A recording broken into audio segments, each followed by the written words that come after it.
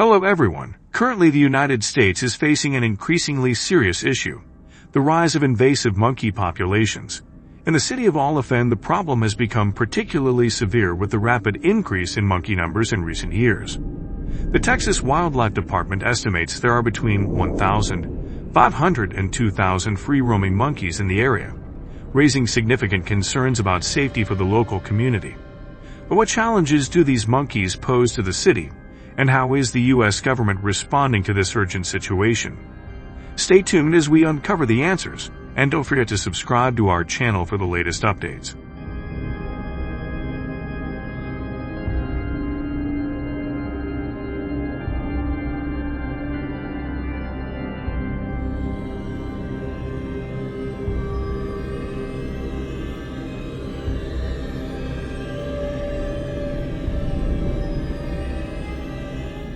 Not only are there concerns about safety, but monkey feces also pose a serious problem as a significant pollutant in areas with large wild monkey populations. These wastes carry bacteria, parasites, and pathogens that can be transmitted to both humans and animals, causing diseases such as Giardia and Japanese encephalitis. Contaminated water sources present a public health risk, affecting drinking water supplies. Additionally, the accumulation of feces in public areas and farms increases the likelihood of accidents and environmental degradation. Effective management is crucial to protect public health and the environment.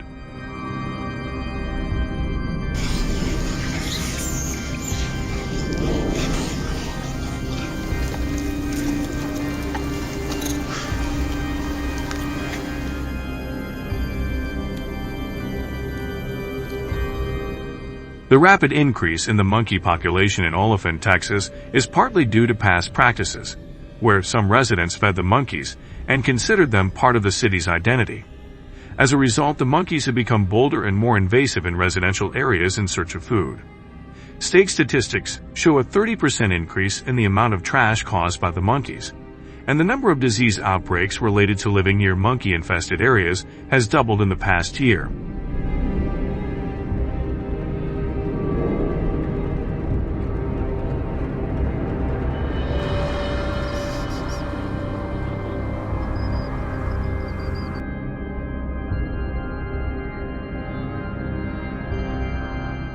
As the situation grows more urgent, the government has implemented measures such as hunting with firearms, bows, and spears to control the rapidly growing monkey population. However, this approach has sparked significant controversy, with strong opinions on both sides.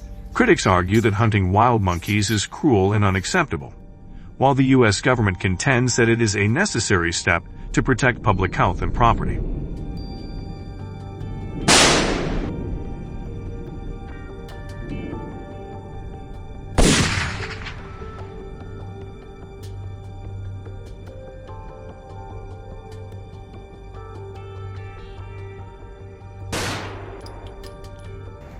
To reduce the monkey population without harming them, the government has chosen cage trapping as a safe method to capture the monkeys. The traps are made of metal or other sturdy materials to ensure safety for both the monkeys and the handlers. The traps must have mechanisms, such as sliding doors or quick closing traps, that prevent the monkeys from escaping once they enter.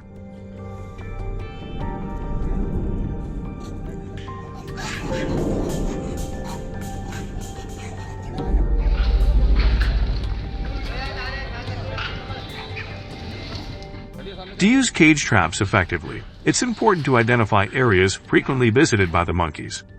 Once a suitable spot is found, place bait in the center of the trap to lure the monkeys inside. Use food that the monkeys find irresistible, such as bananas, mangoes, apples, or nuts. The traps are equipped with sensitive triggering systems, usually a platform or a trigger wire connected to the door.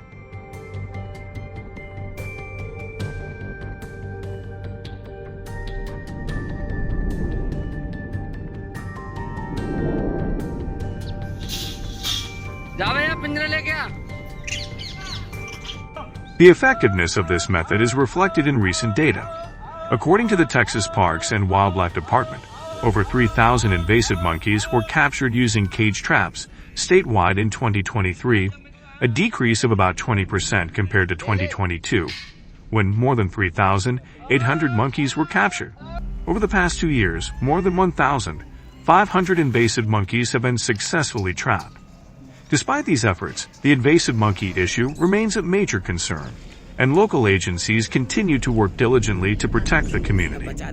If you like our video, please leave a 1 or a 0 if you don't, so we can improve.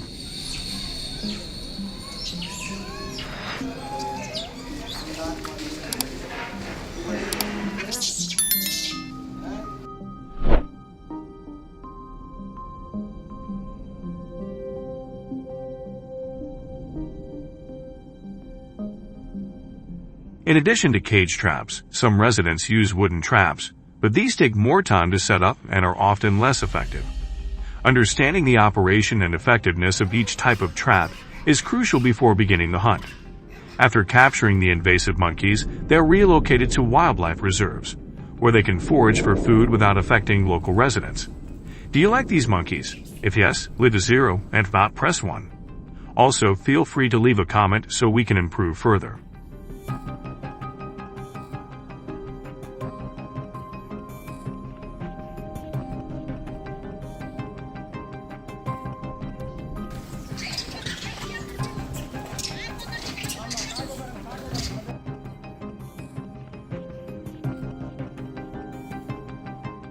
Botswana is home to about 3,000 lions, primarily living in vast savannas and national parks, such as the Okavango Delta and Chobe National Park. However, recent wildfires have increasingly pushed these majestic predators out of their natural habitats and into human settlements, leading to a rise in conflicts between lions and local communities. This encroachment has resulted in significant livestock losses, increased fear among residents, and challenges for conservation efforts. Let's learn more about these lions, and don't forget to subscribe to our channel and leave a like to stay updated on the latest news.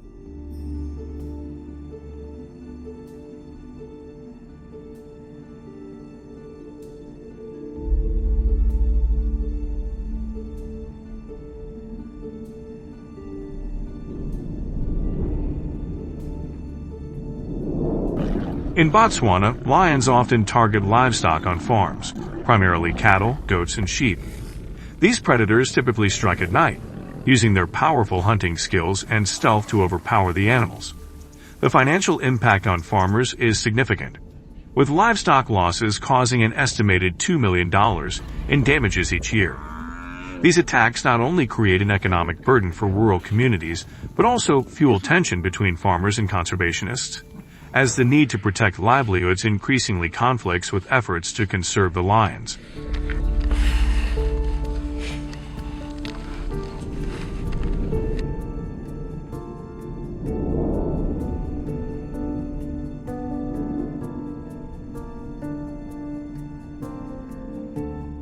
To address the challenges posed by lions, the government of Botswana has implemented several policies to minimize and prevent damage to livestock. Fences are typically made of high-strength steel wire, reinforced with wooden or metal posts, and are electrified to deter lions. These fences are designed to be sturdy, with an average height of about 8 feet, and buried at least 12 inches underground to prevent lions from digging underneath. The fences usually cover large areas, often several hectares, depending on the size of the livestock herd they are protecting.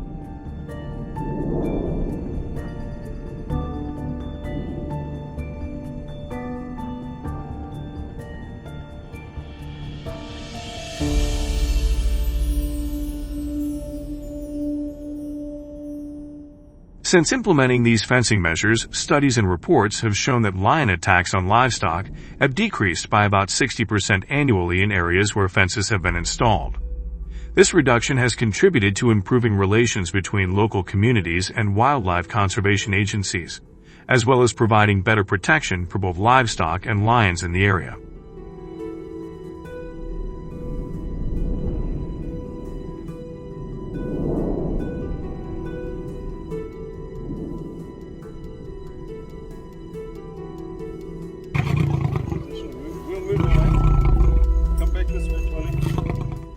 In Botswana, hunters aiming to improve the effectiveness of lion hunting often use large-caliber rifles. Popular choices include rifles like the 375 H&8 Magnum or the 458 Winchester Magnum. In addition to the rifles, hunters typically use high-quality scopes for precise targeting, with additional equipment such as binoculars for observation. If you like our video, please press 1, or if not, press 0 so we can improve further.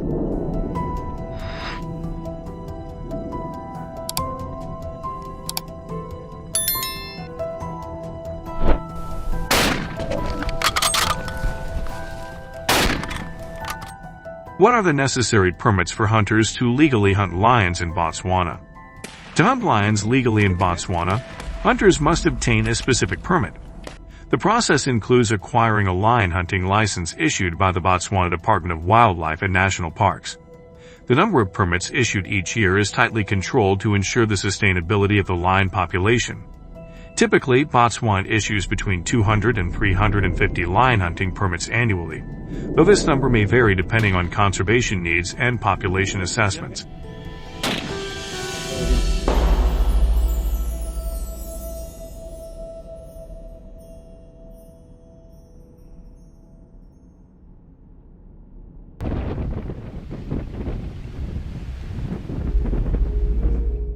Additionally, the cost of a lion hunting permit in Botswana ranges from $20,000 to $30,000, reflecting the exclusivity and controlled nature of this activity. When hunters spot a lion, they must quickly assess the situation, considering the size of the lion, distance, and environment. Typically, the lion should be within a range of 50 to 100 yards to ensure an accurate shot.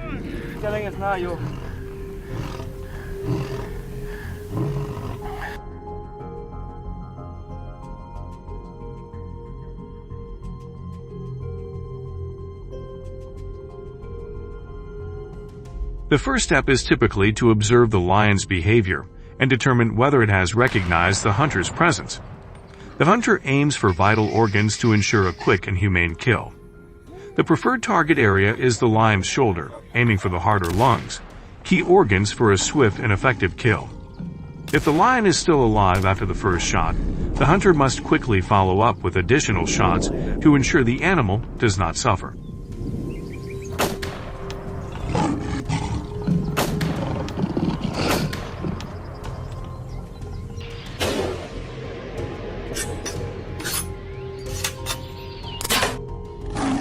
Do not forget to like the video, subscribe to the channel. Hunters are also encouraged to engage with the local community, explaining the importance of controlled hunting in preventing lion encroachment and protecting livestock. By involving the community in raising awareness about the role of hunting and wildlife management, hunters help build support for conservation efforts in Botswana. What do you think about this approach? We'd love to hear your thoughts, so please share your opinion in the comments below. If you enjoyed our video, leave a like to motivate us to create even better videos.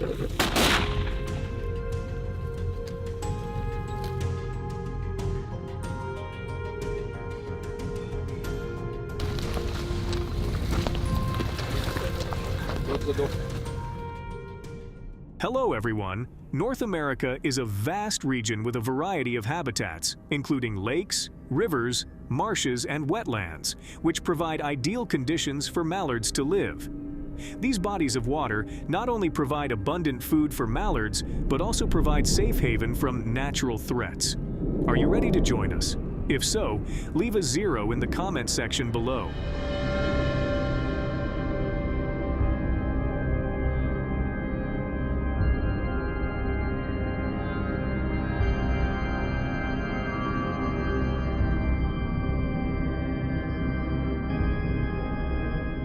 Mallards, also known as mallards, are one of the most common ducks in the region. They have distinctive plumage, with males having glossy green heads and females having dull browns for camouflage. Mallards' diet consists mainly of grasses, seeds, and insects, which helps them maintain their health and provide the energy they need for migration. During the breeding season, mallards build nests near water sources, and the female cares for the young until they are able to fend for themselves.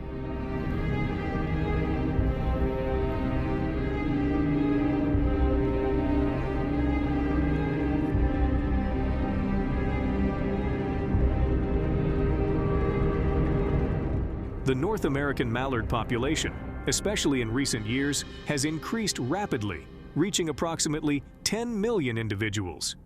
While this increase represents a success for conservation efforts, it also brings new challenges. This increase not only affects the ecosystem, but can also lead to conflicts with humans, such as crop damage in agriculture and the presence of mallards in urban areas.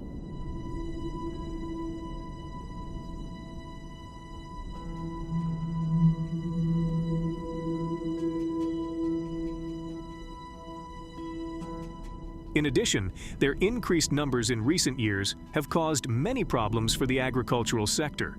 They often forage in fields, gardens, and crops, resulting in significant damage to crops. Furthermore, when mallards gather in large numbers, they not only eat, but can also pollute the surrounding environment with their droppings, affecting soil and water quality.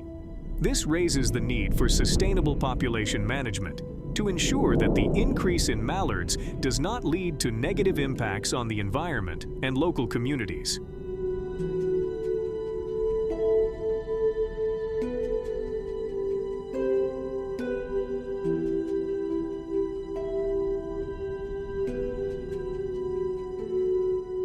To reduce this negative impact, using controlled hunting methods to reduce conflicts between mallards and humans is one possible solution.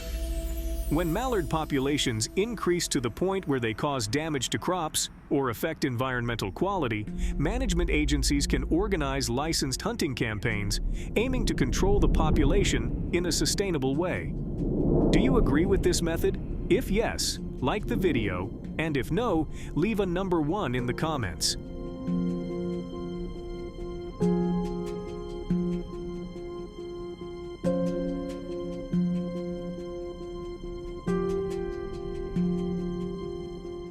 These programs not only help to reduce pressure on the resource, but also ensure that mallards are managed responsibly.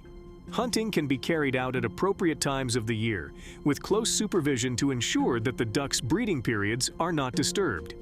At the same time, those involved in hunting need to be thoroughly trained to do so humanely and in compliance with wildlife protection regulations.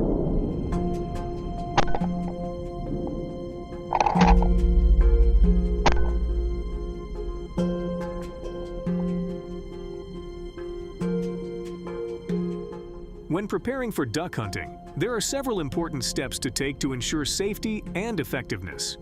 First, participants need to obtain the proper permits and permissions from conservation authorities. Next, they need to be equipped with the appropriate equipment and tools, including sporting guns, suitable ammunition, and accessories such as scopes and waterproof jackets.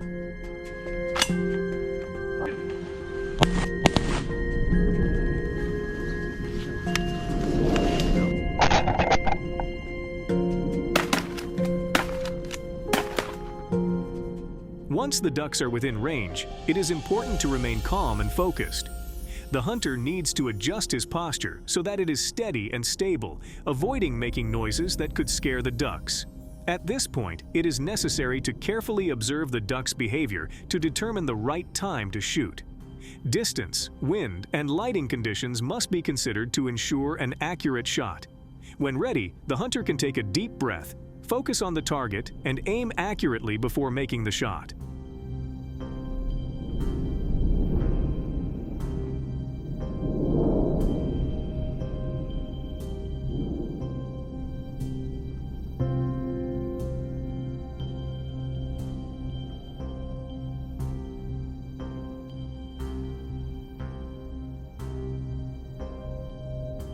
However, there may be other ways to manage mallard populations that do not involve hunting.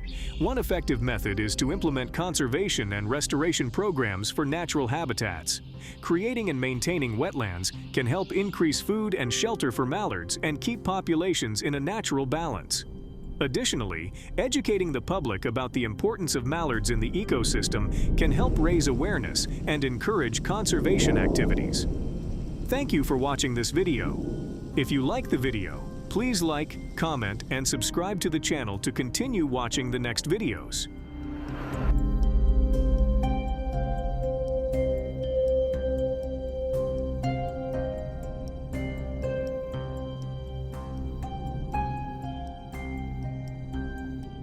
Deer are mammals, known for their graceful and elegant appearance. They have a slim body, long and strong legs, which help them move quickly in their natural habitat. One of the most recognizable features of deer is the antlers, which are only found in males, and which often grow in branches and change shape with the seasons. Are you ready to join us? If so, leave the number 2 in the comment section below.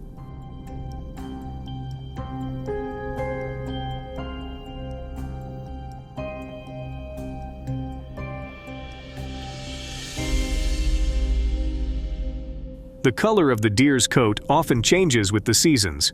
In the summer, their fur is light brown or pale yellow with white spots, while in the winter, the fur becomes thicker and darker to adapt to the cold weather. In addition, deer have large eyes and sensitive ears, which help them detect predators and surrounding threats. With a high social ability, deer often move in herds, creating a beautiful image in nature.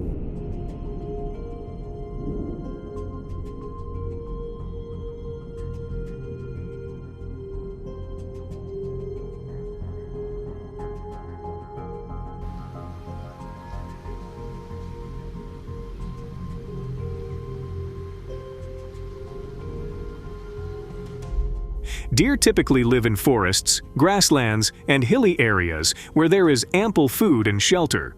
Ideal habitats for deer include dense areas with tall trees, bushes, and a variety of vegetation, where they can forage for leaves, grasses, fruits, and bark.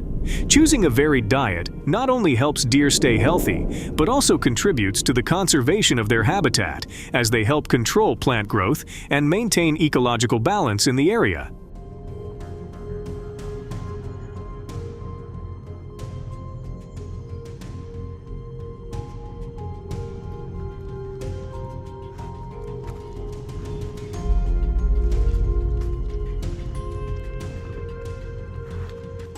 However, in recent years, the rapid increase in deer numbers has led to a shortage of food in their natural habitat.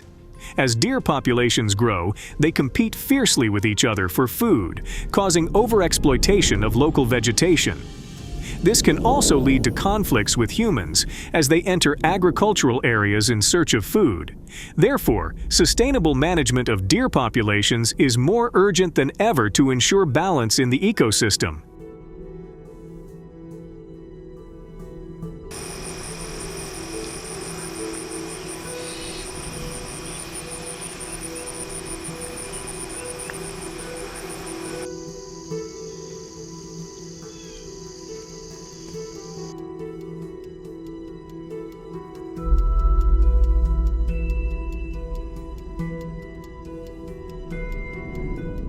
In addition to their search for food, the increasing number of deer has also caused them to invade urban areas, causing many complicated problems.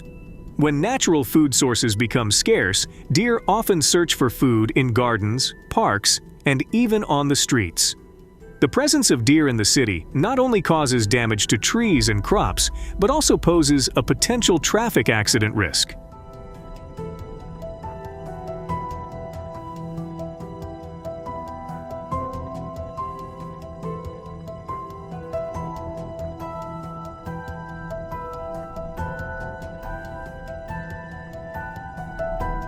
Deer moving across busy roads can result in collisions with vehicles, creating dangerous situations for both deer and road users. Furthermore, this situation can also raise public safety concerns, as deer can cause unwanted situations. Therefore, appropriate and effective management measures are needed to minimize conflicts between deer and humans, while protecting both parties in the ecosystem. To reduce the problem caused by deer, one of the quick methods is to organize temporary population control campaigns through controlled hunting. This method can help reduce the pressure of deer entering urban areas. However, it is important to note that this is only a temporary solution and cannot completely solve the problem of imbalance in deer populations. Do you agree with this method? If yes, like the video, and if no, leave a number 3 in the comments.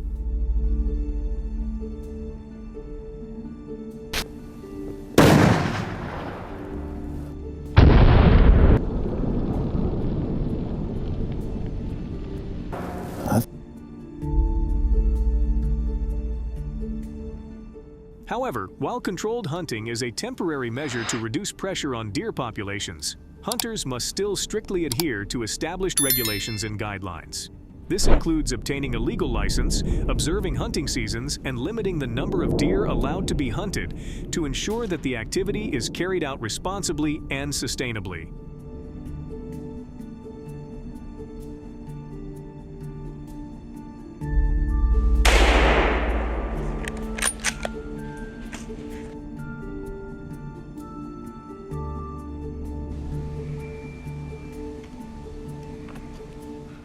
Hunters also need to be trained in humane techniques and deer identification to ensure that hunting is safe and effective.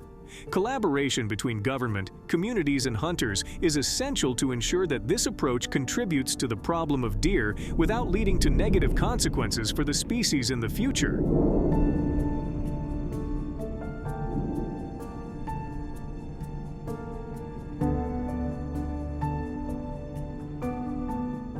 However, hunting is no substitute for long-term management measures such as restoring natural habitat, educating the public about conservation, and creating safe areas for deer.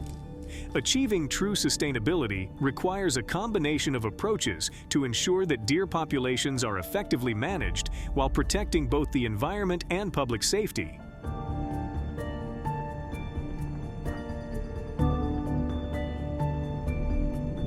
Furthermore, organizing educational activities and raising awareness about the role of deer in the ecosystem can help the community better understand the importance of conservation, thereby creating consensus and support for long-term protection measures.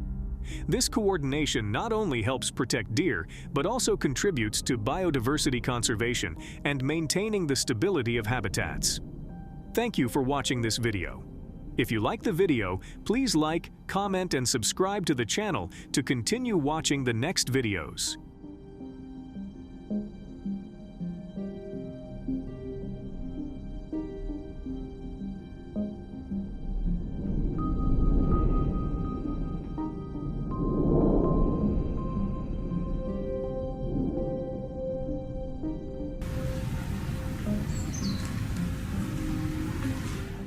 Hello everyone! Bears are becoming more and more of a problem across the United States, especially in urban and rural areas.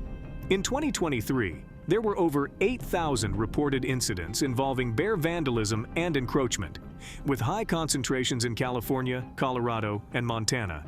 These problems peak in the fall when bears are looking for extra food before hibernating. What are the challenges these incidents pose, and how is the U.S. government addressing them? Are you interested in learning about black bears? If so, leave your number 1 in the comments below.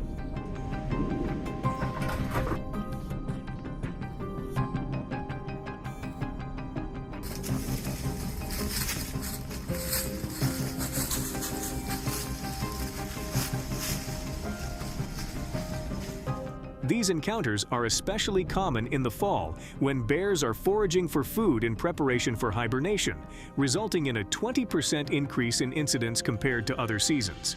Bears with their powerful claws and teeth can easily break into beehives, consuming the honey and damaging the combs.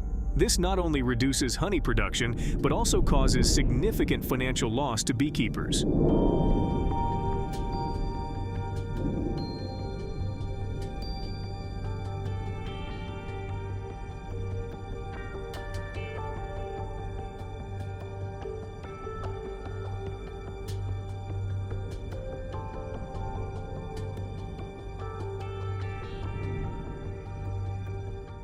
For example, a beekeeper in Montana suffered $115,000 in losses when a bear destroyed nearly half of his hives, eating most of the honey and breaking down the wax.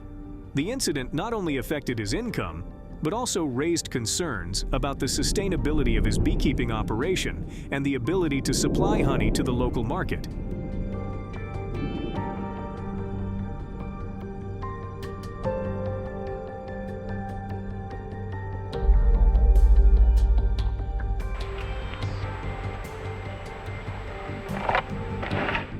In addition to destroying beehives, bears also cause serious damage to chicken coops by hunting chickens at night.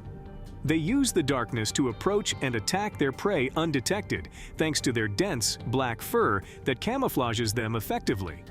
The consequences of these attacks are often devastating. Beehives are destroyed, beeswax is broken, and honey is scattered, while chicken coops are destroyed, cages are damaged, and many chickens are killed.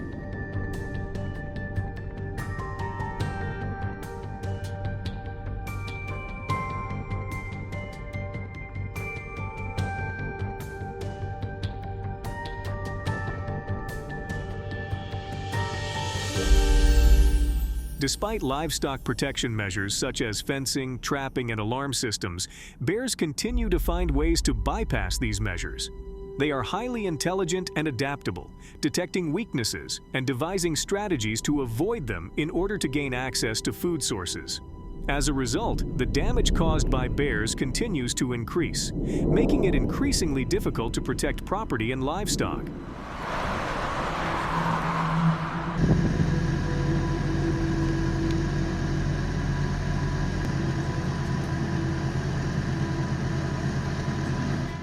In response to growing concerns about black bears, the U.S. government has allowed hunters to use bows and arrows to hunt bears. This decision is intended to provide a more effective and quieter method of control than guns, while minimizing disturbance to bear habitats. Watch as professional hunters demonstrate their skills. Hunting is not just a hunt, but an adventure full of skill and excitement that will keep you glued to the screen. If you agree, press 1. If not, press 0. Subscribe so you don't miss any videos.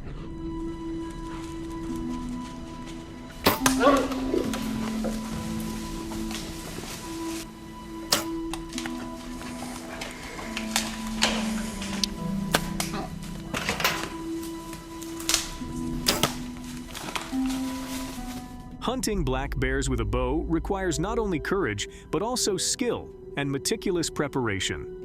Hunters must choose a bow powerful enough to take down a bear, typically with a draw weight of 40 to 70 pounds to achieve adequate shooting power. Compound bows, which use a string and pulley system, are a popular choice for this type of hunting due to their consistent draw and accurate shooting ability.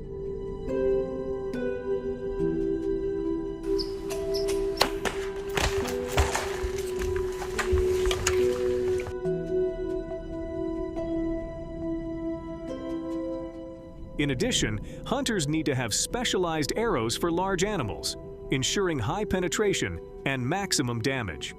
The ideal target is the heart or lung area, as these are important areas for the bear to die quickly and with the least pain. Before shooting, the hunter must ensure a clear shooting angle and the bear is in the best position. A precise shot in these areas will make the hunt more humane. So, in your opinion, what is the biggest challenge when hunting bears with a bow and arrow? The tracking process or the distance when hunting? Share your opinion and discuss the interesting challenges of this hunt.